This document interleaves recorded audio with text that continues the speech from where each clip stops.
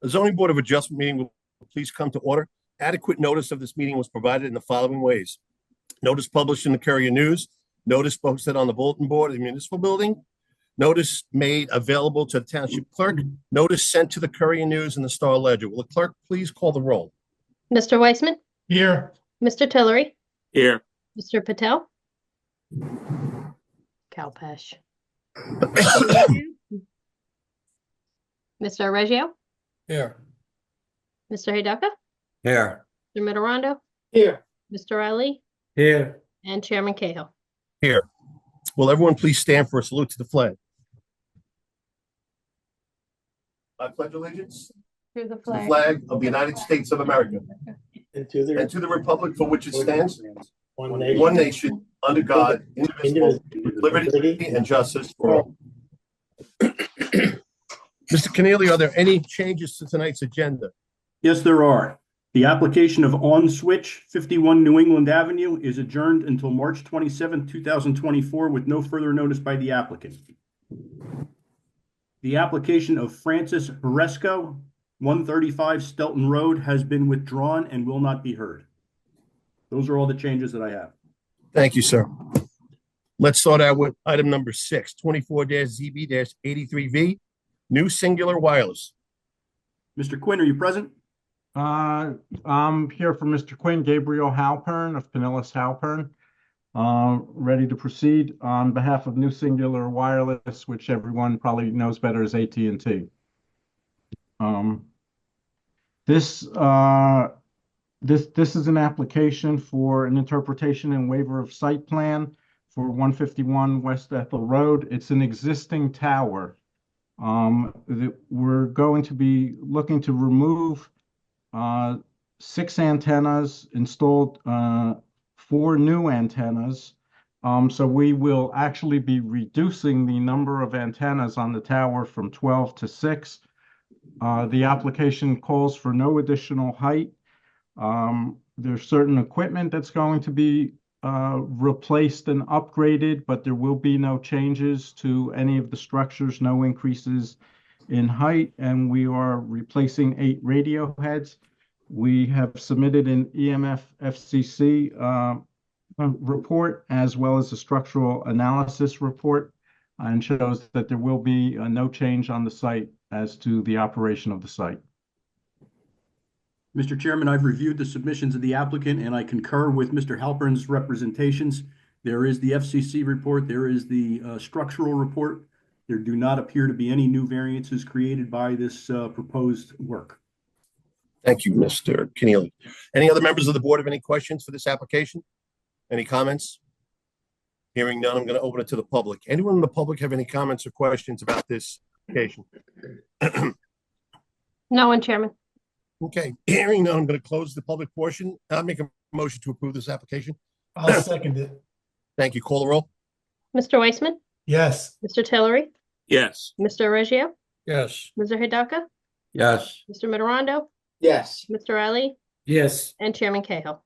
Yes. Mr. Halpern will memorialize this at our next meeting. Thank you very much. Appreciate it. Have a good evening, sir. Let's move on to item number 7, 22-ZB-101/102V, 429 Bell Street. Mr. Friends, are you present? Good evening, Eric Friends, Simon Law Group, on behalf of the applicants, 429 Bell Street. Go ahead, Mr. Friends. This is an application for a use variance. The applicant, 429 Bell Street, is a wholesaler operating out of a non-conforming district. We seek it has operated for a number of years, stretching over 20 years. Recently brought to his attention that it's non-conforming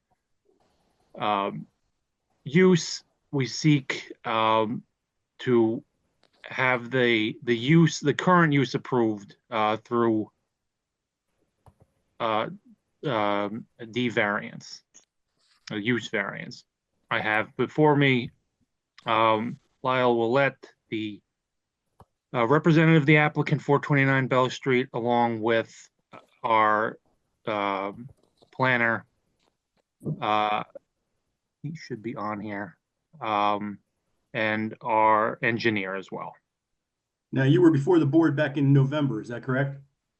November, yes. Yes, and in November at that meeting, you addressed most of the professionals' reports from Piscataway. Yes, there were some outstanding issues. And then the town issued a supplemental report or supplemental requests based on their visit with the 429 Bell Street's applicant or representative, Mr. Willett. Okay, so there's no reason for you to go over all the testimony from November. So you should just address the unanswered issues or the new issues. Very good, thank you. So I would call Mr. Willett. Mr. Willett, you were sworn in to tell the truth at the last hearing. You remain sworn in to tell the truth. Please identify yourself for the record. My name is Lyle Willett. I live in Hackettstown, New Jersey. Thank you. Thank you. Mr. Willett, you had an opportunity to meet with individuals from Piscataway Township back in December, is that correct? Yes. And they issued some requests or directives regarding the site that you had an opportunity to review? Yes. I'd like to go over that with you. Specifically for what you as a representative can do or represent for the company. The town said that the damaged curbing, especially the depressed curb at the parking lot entrance, will need to be replaced, and repairs will not be acceptable in place of a replacement. If you could address that issue. Yeah. We need somebody from the town on that to come and show us what areas that do need to be replaced in their opinion. I did walk it with their representative, and we saw a few places, but he said he wasn't the one that would be making that decision. So I'm going to need somebody else to kind of show us what to do, and that stuff we're gonna address. Okay, there was also discussion of requirement for landscaped screening along the back of the structure that may be substituted for a mix of different types of plants to supplement the vegetation. Yeah, so we settled on doing arborvitaes, 8 foot on center. We're actually going to cut the asphalt in one of the areas that it was asphalted all the way up to the existing fence. So we're going to go ahead and cut that asphalt and put some plants there. I'm sorry, someone have a question? No, it's a call. Oh, okay. And so the only thing that seems to be kind of one thing we don't want to do really is to put plantings actually between the building and the fence. It's about a 15-foot area that it's not going to serve any purpose to put plants back there. We don't operate anything back there. There's no machinery back there. There is some existing plants and that stuff that are hanging on by a thread. So it's just not a great place to put plants. There's no sun back there. So what I would like to do is do plants from the corners of the building, the east and west corner, out to the property line with plants. Okay, just for a second, Mr. Friends, let me try and expedite this a little bit if I could. Sure. Jonathan, who works for the township, has a list, the same list you're reading, you're going in a different order. If Jonathan could just go through the 5 bullets that he issued here on the report dated December 18th, I think we can expedite this, because he's only going to proffer testimony after your expert to either go back and forth. I don't feel like going through each one of these items twice. No, So that's let my expert, Jonathan Mizrahi, come on, address what he wants and his requirements and what he's asking for the township, and then you can address that, or you have your expert, Mr. Have Lyle address it after that. So, Jonathan, are you here? Yes, thank you, Mr. Chairman. So, following my meeting with Mr. Ouellette, 18th of December, we had several follow-up conversations internally with staff, which generated some of these comments that are in this memo. We were very willing to compromise on the location of the dumpster, essentially allowing them to remain where they are on site, just formalizing that enclosure and making up the parking elsewhere on site. We feel comfortable with this being a condition of approval. The second point, Mr. Ouellette and I observed the curbing on site. Following that conversation on site, I spoke with the supervisor of engineering, and that is when we identified specifically all the depressed curbs at the entrance that's damaged needs to be replaced, not repaired. So that is coming not from myself, but from the director of engineering as a direct result of our conversation, Mr. Ouellette, following that site inspection. There was also a clarification on the policies with the township sidewalk fund. A sidewalk must be installed here along the frontage. Secondly, the landscape plan that your expert provided or sketched rather during the November meeting was rather heavily screened. The compromise that we discussed during that December 18th site visit was that we could supplement the existing landscaping with some additional plantings out there, not necessarily the full extent that your expert provided, but a compromise that would still provide some screening. And then lastly, exactly what Mr. Ouellette said he would comply with, reducing some of the asphalt area and replacing that with a more dense evergreen screen to screen the storage enclosure areas. Thank you. Yes. No, please close it up. Oh, so if the applicant is willing to condition the approval of the items in this report, provide us an updated site plan with updated details that are also requested in the October 18th staff memorandum, we'd be able to move this application along and bring it to a vote. I agree wholeheartedly. Mr. Chairman, I apologize for being late. Was there a Okay, discussion on lighting? No, there hasn't been. I did discuss it with this applicant. What is the position on the outdoor lighting now?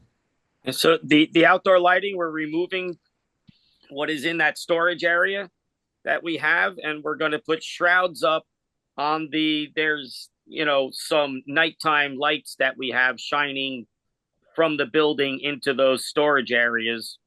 And we're going to put some shrouds on them to prevent that from shining into the residents' houses. How about the old freestanding ones? You're going to remove They're coming them? down. Yeah, that's all coming down. So there will be no parking lot lights. There'll be wall-mounted lights with screens. Yes. Okay. That's And it, that Mr. would need to Chairman. be- The other subjects were discussed. I was here while you were doing that. That's okay. Thank you, John. Appreciate it. Mr. Ouellette, after the testimony of Mr. Mizrahi, do you have any issues with every point that he came out with? Because if you don't, I think we can push this along and get you guys the approval you want. The sidewalk, I'd like our planner to speak to. Oh. That's okay. Okay, Hey, Mark. Mr. Friends, put on So your. we have our planner, Mark Remsa. He was not Mr. Remsa, are you previously present? sworn, so he would have to be sworn, but he's currently here. Mr. Remsa, are you here? I am. Okay, I need to swear you in. Could you raise your right hand? Do you swear that the testimony you're about to give should be the truth? I do. Your name and address, please? My name is Mark A. Remsa, Remsa. Address is 10 Dewberry Court, Mount Laurel, New Jersey. Thank you. You're welcome. So, Mr. Remsa, if you could just give the board just a little background on your qualifications. Yes. I'm in New Jersey. I'm a licensed professional planner and landscape architect. I've been in those fields for over 45 years. I currently serve 3 municipalities as their planner. I've also appeared before New Jersey Superior Court as a professional planner. So your qualifications are fine. We can proceed. Thank you. Thank you. So, Mr. Remsa, if you could just address the curb, not the curbing, I'm sorry, the sidewalk that is pretty much essentially holding up this. Mr. Sure. Friends, you are also here for a use variance. I think we No. need use variance testimony from the planner. Yes, no, absolutely. So, yes, I certainly understand the importance of having sidewalks and the complete streets concept for municipalities. But we have to look at the application of where sidewalks go in terms of the context of the area that they're located. So when I visited Bell Street, I noticed that, of course, it's a dead end street. There's only a few uses that really gain access. At the end of the street is that multi-tenanted light industrial building, and there are no other sidewalks anywhere in and along Bell Street. There's a vacant wooded lot. There's a construction yard with storage, and so what I did was I looked at New Jersey Transit's bus lines because sometimes you can have public transportation that would provide pedestrians to their jobs. So in this case, though, the closest bus line is in New Market area, and I looked at the Google Maps to see the length of time it would be to walk there. So the closest is roughly an hour's walking distance away. So when I looked at the uses that are on Bell Street, there are no pedestrian traffic generators at all. It's a dead end street, and most of the traffic, all of the traffic actually, is all vehicular based. So in this case, if I were to look at the application of complete streets for sidewalks, they're really not would be warranted on Bell Street. So that was my review of the application of putting a sidewalk along Bell Street. And could you also speak about the conduit?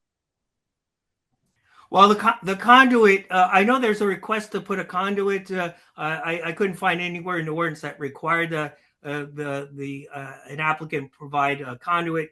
And generally, my experience is conduits are installed by the utility companies because they have the specific specifications for conduit if they're going to have one for any kind of underground utility. So I'm unsure why you, the applicant, would be required to put a conduit along your property. Okay. Could you also address we're here seeking also a use variance, if you would address that for the board. Yeah, so I am going to provide you the background and then the proofs for the use variance. I don't want to belabor this. I'm sure the board members are very familiar with the property. Just to recap, the surrounding land uses to the north are the single family homes. To the east is a wooded lot. Across Bell Street to the south is a very large construction yard with storage of equipment and material. And at the very end is that multi-tenanted light industrial use. So the character of the surrounding area is principally light industry.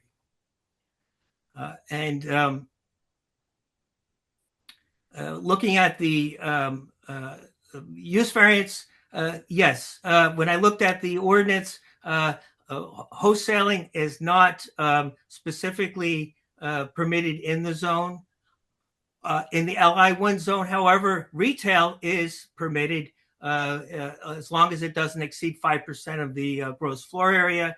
In this case, there's a little 150 square foot area that may serve some retail component of the operation, and that's well below the 5%. So it actually meets the conditional use aspect in the LI zone. So let me jump right to the proofs. The positive and negative criteria are important for the application. So in terms of the positive criteria, there has to be special reasons for granting this. And so we look to the municipal land use law and section NJSA 40:55D-2. And then what I'm going to speak to are the small letters of the paragraphs that I believe apply to this application. So first one would be G, and that's provide sufficient space and appropriate locations for variety of uses. In this case, industrial uses are cited in the law, and certainly the property has been used as an industrial site for many decades, and also the proposed use fits into a light industrial type of use, which is essentially the wholesaling of the irrigation products. Next one is I, to promote a desirable visual environment. We just heard extensively about how the appearance of the and screening of the property is going to be enhanced. That doesn't need to be belabored. J is to prevent urban sprawl and the degradation of the environment. Here we're reusing an existing developed property that's been in light industrial use. So reusing that rather than building a new building helps prevent the urban sprawl. And then M is encourage the more efficient use of land, and certainly reusing the property for this light industrial use does that. And then I come back to A, which is given all the foregoing factors, it certainly would promote the public health, safety, morals, and general welfare. In terms of the other part of the positive criteria, site suitability. Does this site demonstrate that it's particularly suited for the proposed use? And I would say that it does. It's been used as a light industrial use, very small building. The type of use here doesn't require a very large building, and also the limited outdoor storage that's required, the site can provide. And it can accommodate the parking demand. Even though there's a variance, there's from your ordinance for parking, certainly the number of employees are very low, and the number of visitors to the site is also very low. And also the area has already been paved on the outdoor for outdoor storage. The next one is negative criteria. We have to look at does this proposal accrue any substantial detriment to the public good? We have to look at the effects it has on surrounding land uses to the north or the residences, and certainly this use could have an impact on them. However, with the enhanced landscaping and screening, it will certainly diminish any kind of negative impact from that. To the east is a wooded lot. There's no impact there. To the south is that construction yard, no impact. And to the west, which is the multi-tenanted building, industrial building, I see no negative impact there either. Reconcile with the master plan. Not to belabor this, but I did review the professionals' reports, and they cited in there that indeed this kind of use is contemplated. This kind of light industrial use is contemplated in this area. So I would say that it reconciles with the master plan. So in conclusion, I believe that this promotes the purposes of municipal land use law. The site's particularly suited for it, accrues no substantial negative detriment, and also it does not substantially impair the intent and purpose of the zone plan and zoning ordinance. So those would be the proofs for the use variance, Mr. Chairman. Thank you for your testimony. I don't think we have a problem with the use variance. However, I would like our expert to chime in again on the conduit and the need to have fully replaced sidewalks. So Jonathan, if you could help us out. Certainly. So, Mr. Rumsa, thank you for your testimony. I would direct you to the zoning chapter of our ordinance, specifically section 614. That's where we discuss fiber optic conduit in detail. It's at the discretion of the Planning and Zoning Board, at the direction of the Supervisor of Engineering. If there is a hardship, which it does not sound like there is, that's something that can be discussed in further offline with the Director of Engineering. And then in regards to sidewalks, I think I would defer to the board on their opinion. However, our code, again, section 713 of the zoning chapter states that pedestrian sidewalks shall be provided along both sides of all new streets and in locations wherever normal pedestrian traffic will occur. We can't assume because it's a dead-end street that there won't be pedestrians. Again, that's my professional opinion. I'll defer to the board for their vote on this matter, but those are my opinion on those 2 points, Mr. Chairman. Thank you, Jonathan. I appreciate it. Mr. Finns, you want to wrap it up? If I could just make one comment, Oh, John. the sidewalk issue is, it's like, when do you start? The fact that there is none in the immediate vicinity doesn't mean you won't ever need them. And that's always, I think, been the policy of the township. Thank you, John. I appreciate it. Well, then I would just ask, I guess, again, Mr. Willett, if he is willing or able to accommodate these requests, that we can get the, potentially get approval on this application. Yeah, we are going to do what the board decides. Yes. Okay, let me chime in here just for a second. This board relies heavily upon the testimony and the expertise of someone like Mr. Mizrahi and John Chadwick. 99% of the time we vote along the parameters and the guidelines they provide us. So if you can agree to the 5 bullets that we just went over, and the expert testimony that was provided, I think that you could have a good outcome with tonight's vote. That's the last thing I'll say. Okay. Mr. Chairman, Okay. we do need to open Including Yes, including the elimination of the parking lot lights. Yes, that would be included as a condition. That wasn't one of the 5 points. That's why I mentioned Oh, it. thank you, John. I apologize. Yeah, you brought that up and it was offline. Okay. Any other members of the board have any questions or comments about this application?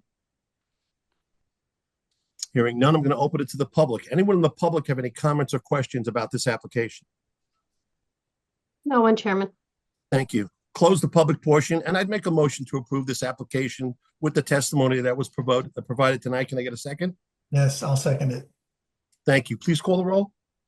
Mr. Weissman, Yes. Mr. Tillery, Yes. Mr. Reggio, Yes. Mr. Hidaka, Yes. Mr. Mitterondo, Yes. Mr. Riley, Yes. and Chairman Cahill. Yes. The application has been approved. We will memorialize it at our next meeting in a written document and send that document to you. Good luck.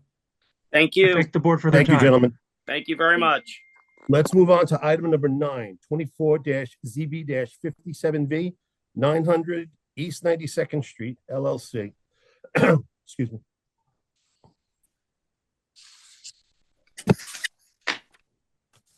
Good evening, Donna Jennings for the record from Williams, Goldman and Spitzer on behalf of the applicant. Evening. Good evening, Donna. Good evening. Would you like me to begin? Yes, please. Please proceed. Sorry. Thank you. As the board is aware, the applicant is here this evening seeking preliminary and final major site plan approval with 1 bulk variance and 1 design waiver to construct a 3-story, approximately 127,722 square feet self-storage facility with related site improvements on property located at 1659 South Washington Avenue and identified as block 5601 lots 2.05 on the township's tax map. The property is located in the R20 zone on approximately 3.72 acres. Self-storage is not a permitted use in the R20 zone. However, as the board may recall, it granted a prior applicant a use variance to permit a self-storage use on the property at the same size, square footage. The board also granted several bulk variances with respect to 1, minimum number of parking spaces, 2, maximum building height, 3, maximum parking setback from a residential zone, and 4, maximum building coverage. The applicant is entitled to rely on the use and bulk variances as they run with the land.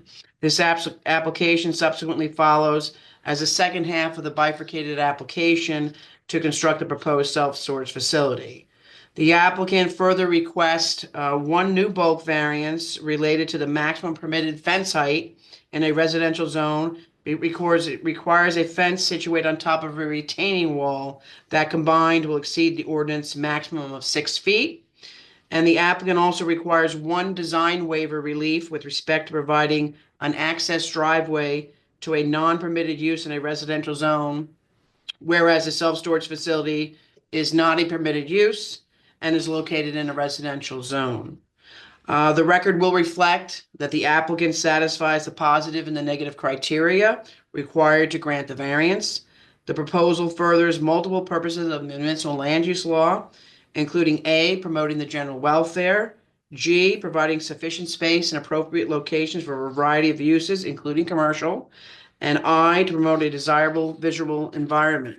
The record will also further reflect that the applicant satisfies the traditional negative criteria, which requires the applicant to demonstrate that the proposal, if granted, will not, 1, create a substantial detriment to the public good, and 2, will not substantially impair the intent or purpose of the zone plan and zoning ordinance. This board has already ruled that this site is particularly well suited for a self-storage use. The variance requested will allow a combined fence and retaining wall to be installed, thereby increasing the safety of the property. The increased height will not have an adverse effect on the surrounding properties or the zoning ordinance. The property is located nearby other commercial uses, and granting the relief will not add substantial noise, traffic, odors, or other negative effects to the community. In support of the application, the applicant will rely on the 3 witnesses: Josh Seawald, who is the engineer and professional planner, Louis Vanderloot, who is our architect, and Craig Paraguay, our traffic engineer. Just as a matter of record keeping, I did want to acknowledge that the applicant has received and reviewed the following reports. A report from your Division of Engineering dated December 3rd, 2024. A report from the Public Works Department review dated December 6th, 2024. The Dolan and Dean Traffic Review Letter dated January 9th, 2025. And the Delaware Raritan Engineering Review Letter dated January 23rd, 2025. So with that, if we could have our first witness brought up and sworn in, we can begin our testimony. Who's the first witness? It's going to be Josh Seawald. He's right there. Mr. Seawald, are you present? I am. Yes, sir. Could you raise your right hand? Do you swear that the testimony you're about to give should be the truth? I do. Your name and address, please. Josh Seawald, Sewald, from Dynamic Engineering Consultants. My address is 1904 Main Street in Lake Como, New Jersey, 07719. Thank you. If you could, Josh, for the benefit of the board, please give your background and qualifications. Certainly. And thank you, Donna. Good to see you again. I have a Bachelor's of Science and a Master's of Science in Civil Engineering. I've testified before over 100 land use boards in New Jersey. I last testified in Piscataway in January of 2020 and April of 2020, but it's good to be back here. And I'm a partner at Dynamic Engineering Consultants. And you're testifying both as a professional engineer and planner? That's correct. And would the board accept his qualifications? Please proceed. Thank you so much. If you could, Josh, just for the record, describe the existing site conditions and if you're going to rely on any exhibits. I think they've been pre-marked. I do believe If not, you could, please. No problem. I'm going to share my screen shortly.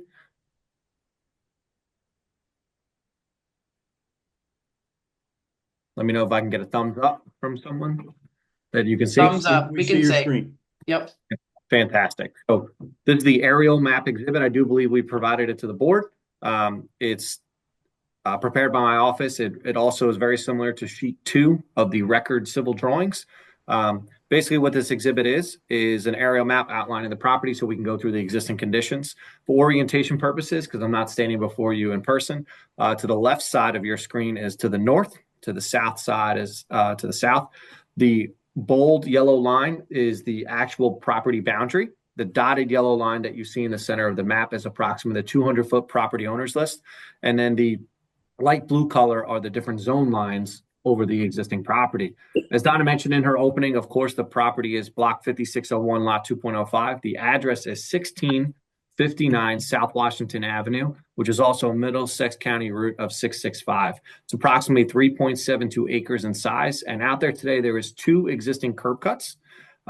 If you've been to the property or driven past it in your time in Piscataway, you'll see that there are a couple of residential dwellings out there and other residential and shed-like features that will be completely removed should this board vote favorably this evening. To the north of our property, again, which is to the left side of our plan, you'll see Dottie's Creek, and then you will see the Piscataway Town Center. To the south of our parcel is hundreds of linear feet of woods, and then you will see a landscape yard and area and business to the south. To the east of us is additional woods and undevelopable area due to the stream, but located between the SC zone and R20. To the west and across South Washington Avenue, which is at the bottom of the exhibit that's before you, is an existing warehouse that's out there today.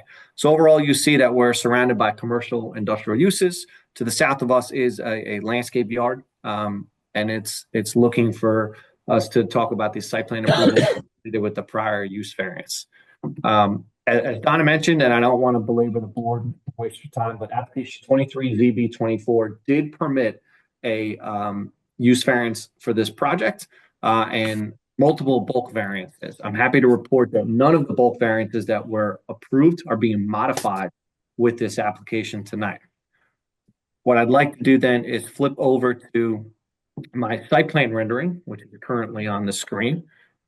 So same orientation. To the left of the sheet is to the north, to the right is to the south. It's much more zoomed in, so everyone on the board can see what we're proposing.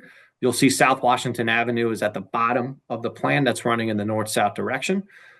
This is the site plan overlaid onto the landscape plan from the record civil drawings and then colored for tonight's presentation purposes.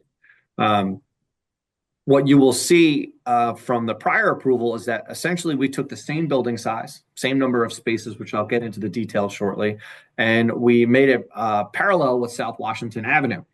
So what we're proposing for this evening is a 3-story climate control, Class A modern self-storage facility that will total approximately 127,000 square feet. That building is located in orange color box that you see on the plan. Everything else surrounding the building in light gray is the parking aisle and the drive aisles.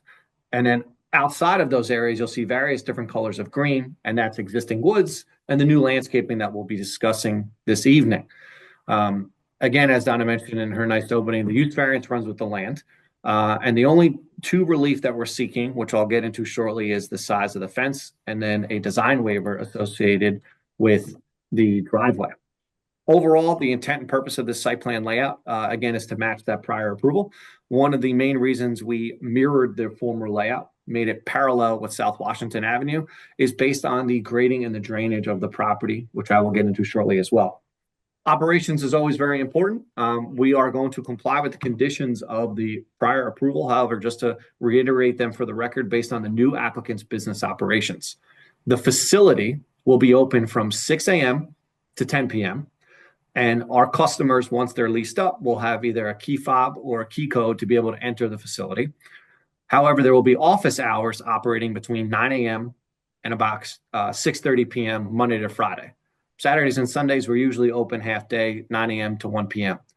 Approximately 2 employees will be able to run this facility. Although it's 122,000 square feet, the office is pretty small, and really that one person is helping leasing up units. Loading and deliveries.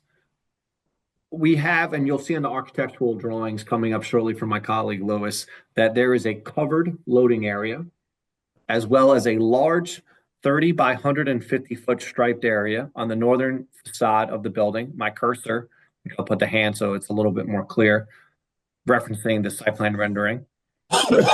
Again, 30 by 150 feet of striped loading. In addition to that, there's 10-foot loading striped area around the building, and that's associated with our drive-up units. Lastly, we want to confirm that there's no outdoor storage. All of our storage is located inside the building, whether in drive-in units, roll-up doors, or inside to our interior units. And of course, our facility will have security with cameras on the outside, as well as the inside area of offices, loading spaces, and the hallways, but they will not be located within the units.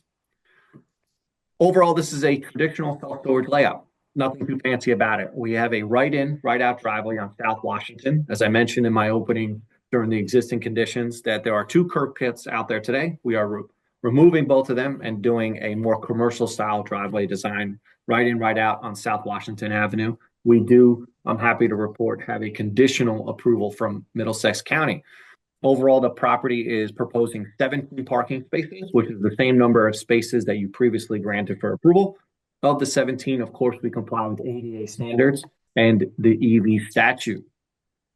We went through the loading of the facility, and one of the nice aspects of this site plan and the room that we have on the property is to provide full circulation. We have 2-way 24 and 25-foot access aisles all around the building. That allows our customers to be able to utilize the drive-up units. It's allow the trucks that will be coming to the site to access it well and maneuver well. And of course, and most importantly, fire and emergency access can be able to operate on all 4 sides of the building. We are proposing 1 monument sign that is located along South Washington Avenue near the driveway. It's fully compliant and conforming with your ordinance. It's about 32 square feet in size, 6 feet in height, and is set back about 25 feet from the road. Why the monument sign? Simply to be able to safely identify the driveway, since it's one sole point on South Washington Avenue, and because our building is set back a little bit of a distance from the road. Stormwater management. Overall, the property has about 15 feet in grade change from the south side to the north side, which is right to the left on the screen, heading towards Dottie's Brook. Our stormwater management facility, of course, will comply with all standards. We will certainly comply with any requests from the DNR engineering review letter, as well as your other professionals. I am happy to report that we have our DEP approvals on the property, both with the floodplain and wetlands. In addition to that, our stormwater management facility will comply with all 4 prongs of stormwater, which again, just for the record, is quantity, quality, groundwater recharge, and green infrastructure. We will be proposing gas and electric to the county right away, and brand new water connections, of course, to service the building. Domestic connection, as well as a 6-inch fire connection to the building. And in working with your fire marshal, we'll make sure that there's a fire hydrant on site as well. What you can also see on here, outside of just the site plan aspect, you'll see that we have a robust landscaping plan. I do believe that we have complied with all of the board professionals' questions, comments, and recommendations. And again, just for the record, we have 28 shade trees, 34 evergreen trees, and approximately 100 different shrubs between evergreen and deciduous. I'm happy to report that we comply with all of your Piscataway landscaping standards. Last component of the site plan design and aspect is the lighting plan. We have 5 LED area light poles. They are spread throughout the outside of the access aisles and the parking area, as well as 12 LED wall packs on all 4 sides of the building. I'm happy to report that we are not spilling over any of our property lines, and the lighting plan complies completely with the Piscataway ordinance. I went through a little bit of some of the outside agency approval letters. Again, we are conditionally approved in Middlesex County. We have our DEP approvals. We've also been approved for our septic system that will be on site because there's no sanitary sewer availability within the roadway. Finally, in our opinion, basically the layout that's presented before you on the exhibit that's on the screen complies wholeheartedly with the original use variance approval. And what we've done here is prepared a full set of robust civil drawings, traffic report, architectural plans, as well as our stormwater report to show that we comply with the vast majority of all of the standards and requirements from Piscataway. And I think there's probably a good pausing point. See if anyone has any questions, Donna, before I get into some formal planning testimony.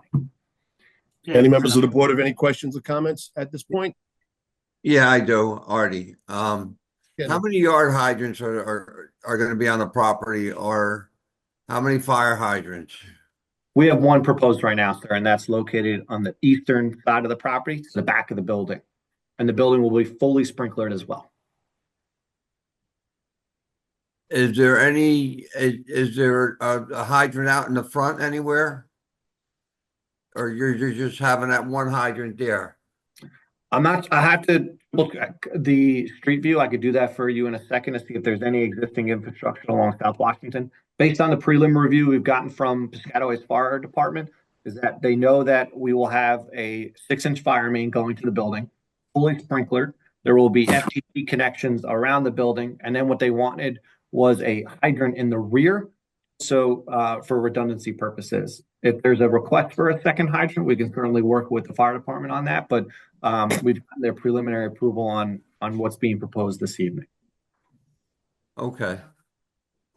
Thanks, Artie. Any other members of the board have any questions for the testimony that's been? I have given one so- question. Is there a Oh, Joe. lights out policy on this property?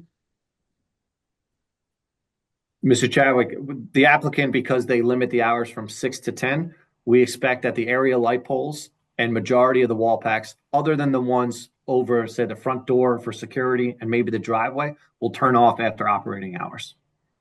Fine, so you agree to that? Yes, sir. Fine. Thank you, John. Any other members? Okay, you can proceed. If you could now, Josh, just touch on the variance and the design waiver we were seeking. Absolutely. So the single variance that we're seeking is ordinance section 21-619-1. It talks about fences not being more than 6 feet tall in residential zones. Again, I believe this ordinance discusses this so that when you're doing a residential house and maybe you're doing something in the backyard next to your neighbor, you don't have an 8, 10, 12 foot tall fence. What we're seeking, and it is applicable because we are in the R20 zone, we're seeking a variance because if you take the fence and you put it on top of our retaining wall that's located in the northeast section of the site, it's approximately 13.23 feet. So because of the drop in grade, as you heard in my existing conditions testimony, there's over 15 feet of grade change across the site. Based on the pinch point in the corner of the property and the turnaround for our full circulation, we need about a 6.5 foot tall retaining wall. Due to fall protection standards, we are then proposing a 6 foot fence on top of it. So essentially what we're seeking here is a straightforward C2 variance. We believe the deviation can be granted by your Township Zoning Board of Adjustment simply because the benefits outweigh any type of detriment. The retaining wall, again, like I mentioned, is due to grade change on the property. It's a safety consideration that's required by the building code requirement. And in my professional opinion, there's no impact of the wall/fence to any of our surrounding neighbors. To the north of us is wooded area and a stream, but even beyond that is the Piscataway Town Center. To the east of us is woods and no neighbors. So there's really no impact of that fence. And really, it's just a safety measure. Like I mentioned, there's no substantial detriment to the public good, certainly no detriment to the zone plan or the zoning ordinance. This board has rigorously reviewed this site, not just in their prior application with the use variance, but now with the full set of land development drawings. I believe that is consistent, again, with the master plan. And like Donna mentioned in her opening, it advances several purposes of the municipal land use law of A, G, and I. Overall, we're seeking this variance from the board to put a fence on top of a wall for safety purposes. From the design waiver standpoint, it's a simple ordinance that talks about not allowing a driveway to be permitted to access a non-permitted use within a residential zone. But as this board is aware, we've gotten use variance approval for the self-storage facility. We're seeking here to simply provide land development approval. And we believe that kind of the approval of the driveway will be subsumed into the rest of the relief as well as the program that we have. But overall, there's no negative impact if we anticipate this site to be successful with the self-storage facility. We need a commercially driven driveway. Again, we're on South Washington Avenue and we have conditional approval from the county. So I believe that the driveway can be permitted and approved without any negative impacts. Thank you. And I guess just as a matter of record keeping, you had an opportunity to review the 4 review letters from the board's consultants. And is there any issues in those reports you want to discuss? I don't believe so. There's a couple comments left for, I'll say, for cleanup that could be conditions of resolution of approval, Donna, and then we will comply and work with them in that post-approval condition. That's all the direct questions I have for this witness. Thank you. Jonathan, can you jump in with any issues that you might have? The only thing I saw was a lack of conduit on the civil drawings. Otherwise, the drawing and the testimony have addressed all of my comments. Hey, Jonathan, we'll be providing that conduit along the frontage. We can withdraw that from the variance request application and we'll make a note on the plans accordingly. Perfect. Thank you. Certainly. Any other members of the board have any questions or comments about this? Ms. Jennings, you can proceed. Sure, I'd like to call this time our architect, Lewis. Lewis, are you present? Yes, I am. Could you raise your right hand? Do you swear that the testimony you're about to give should be the truth? Yes, I do. Your name and address, please. Louis Vandeloot, VANDELOECHT, 229 Greenbrier Estates, St. Louis, Missouri, 63122. Thank you. If you could, Lewis, for the benefit of the board, give your background and qualifications. Certainly. Graduated in 1996 with a bachelor's in architecture from Drury University in Springfield, Missouri. Currently licensed as a licensed architect in the state of New Jersey and is current. Licensed in 46 additional states, all of which are current, and testified at 20 plus boards there in New Jersey, boards of adjustment. Mr. Vandeloot, your qualifications are impacted. Thank you. We can proceed. Thank you. Thank you. If you could, Lewis, just describe the floor plans and elevations for the benefit of the board. And if you're going to rely on an exhibit, just identify it for us, please. Certainly. Let me pull these up here if I could. Is everybody seeing them on screen? Yes, we are. Yes, we are. Okay. These are the exhibits that were submitted, I believe, end of last week versus this week. So A1.1 you're looking at here. Just the only comment I'll make here is a change in orientation from what Josh presented. His north was to the left-hand side. We flipped ours north to the bottom just to get the scale of the drawings larger. So what you're seeing here is the first floor plan. Here on the right-hand side would be Washington Avenue. Here on the south, on the page bottom would be north. What you're seeing is the typical self-storage layout. This is the loading area that was referenced to the back-end loading for vehicles to back in, unload straight into the elevators with the small office located right here. In that office is a small restroom for the office employees, and then additional restroom for users of the facility. Fire pump and electrical room located right next to it, and then the typical kind of layout runway of a self-storage unit or self-storage facility.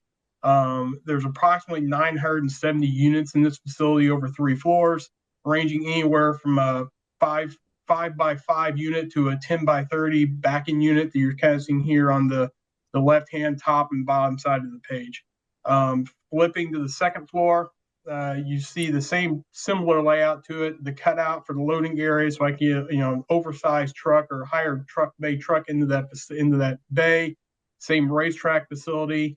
And then the third floor, that cutout gets filled in because I'm over the top of that bay, and then the same kind of layout track facility of that. Flipping then to our elevations, what you're seeing on screen are probably the most prominent elevations. The north elevation and the west elevation facing the street. This is what we typically use for a modern self-storage facility. It's a mix of metal panels and what we call a Nichiha panel. It's a cement fiber panel, similar to a siding, with a mix of glass then at the office and at the loading area. And then probably the feature that we've done most prominently on all of our self-storage facilities, what we call display window area. This is a shallow recessed area inside the building that when you see it from the outside, you'll see display doors, of what the storage unit looks like on the inside. So this is all vision glass, but it doesn't show, into somebody's storage unit or storage space. The colors that we have here are fairly typical for a self-storage facility, usually, whites and grays, whites and tans, with usually one pop of accent color. The other thing I'll note on these two elevations are the signage locations were proposed to the wall sign. Approximately 50 square feet. We're showing 2 locations for those signs. Depending on where the operator comes in, they may choose one or the other. Regardless of which one it is, they'll comply with the zoning ordinance, as we pick the final operator. One thing I will note is a lot of times we get asked, will the colors change when we pick a final operator? The answer is no. What we're presenting to you guys is what will be built on the building. The last note I'll make here on these 2 elevations is in regards to mechanical screening. the mechanical units on these facilities usually very low. You're not talking a large box unit like you see like on an office building. These are more what I would call more small residential style, compressor units on top of the building. Once we get those located, we will locate them. So either via line of sight or, unit mounted screening that will comply with the city's ordinances will be provided on these 2 units. Most of the time, these things are, 75, 100 feet from the corner of the building. So from the street, there's no way you can see them, and we ensure that. Flipping then to the last 2 elevations, we have the south elevation and the east elevation. The south elevation shows the slope and the gutter line as the roof drainage slopes from, call it, the north to south. It will be picked up in the drainage, the continuing of the drive-in units, and then the east elevation is just a simplified, of the other 2 elevations because it's the farthest one away from the street. Those are the exhibits we have, and Don, if there's any other questions, I'd be more than happy to answer them. That's all the direct testimony I had for you. Okay. Any members of the board have any questions? I have one question. Please, John. The selection of the color for the doors. Mhm. It just seems that it takes away from the gray, the blue, the white of the principal building. Yes. I'm asking a question to the architect. Yes. I mean, we match that with what our typical kind of color palette for this piece is to emphasize. Usually those doors kind of become an accent point for the building. I'd be more than happy to discuss it with the applicant if a different color if it would be the hang up for approval. I'm sure we can work something out with staff. I mean, the other slide you had of the other walls, that one of them is, can you flip back to that? Yeah, that one. It just seems those, I guess they're orange or opaque or whatever color that is, takes away from the building itself. It would seem something that's more into the gray and the white would be more appropriate, but Are you suggesting I'm color, just John? making a comment whether you had thought about it. It's something we do with a lot of our self-storage facilities. Again, to kind of create that accent of where those doors are. We have modified it in the past, for another color that kind of blends in. It's if the board comes through and says, hey, we can do something more neutral, we'd be more than happy to work on that. I would suggest it. Okay, understood. Thank you, John. Any other members have any questions? John, you have any questions, Jonathan? Not at this time, no. Thank you. Okay, great. All right, Ms. Jennings. Sure. And then our last witness is our traffic engineer, Craig. Is Craig present? I'm here. Could you raise your right hand? Do you swear that the testimony you're about to give should be the truth? Yes, I do. Your name and address, please. Name is Craig Peregoy, Peregoy, business address 245 Main Street in Chester. More importantly, home address is here in Piscataway. So I drive by this site probably a dozen times a week for the past 15 years. If you could, Craig, give the board the benefit of your background and qualifications. Sure. I have a bachelor's degree in civil engineering from Virginia Tech. I'm a licensed professional engineer in New Jersey, and I testify pretty much on a nightly basis in front of planning and zoning boards, including here in town a few times. Awesome. Thank you so much. You can proceed. Okay, if you could just confirm for the record that your office prepared a traffic impact analysis dated July 29, 2024. We did, yes. And if you could just describe the existing roadway conditions. Sure. As was mentioned in Mr. Seawald's testimony, we're on South Washington Avenue. That's a county road, so we're under their jurisdiction. We have conditional approval from them, which is some I's to cross and I's to dot and T's to cross to finish that up. You want to just keep going, Donna? Yeah, if you want to address the site traffic and what do your findings in your report? Sure. In terms of traffic impacts, self-storage is one of the lowest traffic generating land uses that there is. The Dean and Dolan letter acknowledges that. Just to give you the numbers, during a weekday peak hour, this would generate about 19 trips. A trip is a vehicle entering or exiting, so about 9 or 10 customers or visitors. And on a weekend, on a Saturday, 22 trips, so around 11 customers. those are very low numbers. Typically, what's considered a significant traffic increase is 100 or more peak hour trips, so we're well below that threshold. So certainly I don't see any impacts here, negative impacts here from a traffic impact standpoint. And I say that not only as a traffic engineer, but my wife would kill me if there were negative traffic impacts here. So you can really take it to heart in this particular case. Right. The second thing we looked at, obviously the site circulation, I think that testimony was already provided. But the parking supply, I referenced the ITE's or Institute of Transportation Engineers parking generation manual. It gives us, for different land uses, the actual counted peak parking demand. And for this size self-storage, if I look at either based on the number of units or based on the square footage, it says that the peak demand will be 13 spaces. We have 17 striped parking spaces. Most of the vehicles visiting the site use those loading areas in front of the garage doors anyway. So certainly we have more than enough parking, and I know that was previously approved with the use variance. So all in all, this is, this fits perfectly in terms of traffic impact. The site's laid out well and has plenty of parking. Thank you, Craig. That's really all the direct testimony we have from the traffic engineer. Thank you, Ms. Jennings. Any other members of the board have any questions or comments? Yes, Steve Weissman. Yeah, Steve. Drivers heading to this facility from Centennial, they'll be taking a left-hand turn into your lot. The county has asked us to restrict the driveway to right in, right out. Thank you. Then you've handled my issue. Awesome. Thank you, Steve. Any other members of the board have any questions or comments? Well, Ms. Jennings, if you want to wrap it up with any final testimony before we give it out to the public?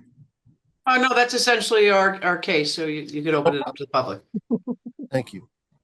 With no members on the board asking any questions, I'm going to open it to the public. Anyone in the public portion have any questions or comments about this application? No one, Chairman.